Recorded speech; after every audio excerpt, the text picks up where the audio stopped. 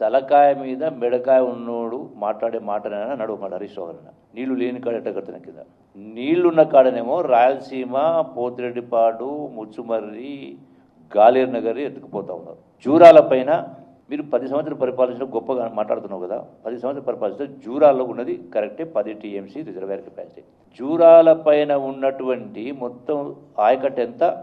భీమా 2 లక్షలు, జూరాల 1,00,000, నెట్టెంపాడు 2 లక్షలు, కోయిల్సార్ 50,000, ఇట్లా మొత్తం కలిపితే సుమారుగా 5,50,000. మళ్ళీ 5,50,000కు 10 టీఎంసీ రిజర్వేర్స్ ఉన్నాయి కదా. ఎట్లా సరిపోతుంది అనుకుంటున్నావు నువ్వు? నీళ్లున్న గోదావరిలో ఏమో 150 టీఎంసీ రిజర్వేర్ కట్టిండ్రు. నీళ్లు లేని జూరాల ఈ ఆయకట్టుకు సంబంధించి రిజర్వేర్ కట్టలే. ఎందుకు కట్టలే?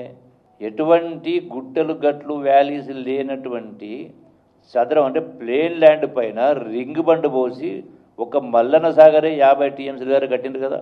ఈ రోజున రాయలసీమ లిఫ్టు రోజుకు 3 టీఎంసీ 60 మీటరు 70 మీటర్లు లిఫ్ట్ పెట్టడం అంటే 3 టీఎంసీ అయినా 10 టీఎంసీ అయినా 30 టీఎంసీ అయినా నంబర్ ఆఫ్ మోటార్సే కదా. నువ్వు 10 మోటార్లు 20 మోటార్లు పెడితే రోజుకు 10 టీఎంసీ కూడా ఎత్తిపోయవచ్చు కదా. ఇంత మేధావులు కదా.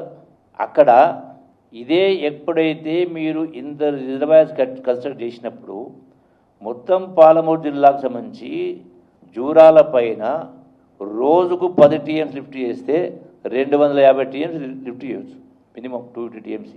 అప్పుడు పాలమూరుకు పిఆర్ఎల్ఏ పాలమూరు లిఫ్ట్ చేసి పాలమూరు ప్రాజెక్టుకు, కల్వకుర్తికి, జూరాలకు, భీమాకు, నెట్టెంపాడుకు నీటి ఎద్దడిగా నీటి ఇబ్బంది ఉండదు కదా.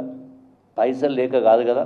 అయినా కూడా మీరు ఎందుకు ఈ పని చేయలే? అంత తపన ఉన్నట్టుగా తెలంగాణ రైతుల మీదే ఉద్ధరించను, పొడిచిను, నరికిను అని చెప్పుకున్నట్టు మీరు ఎందుకు ఇది చెయ్యలేకపోయినరు?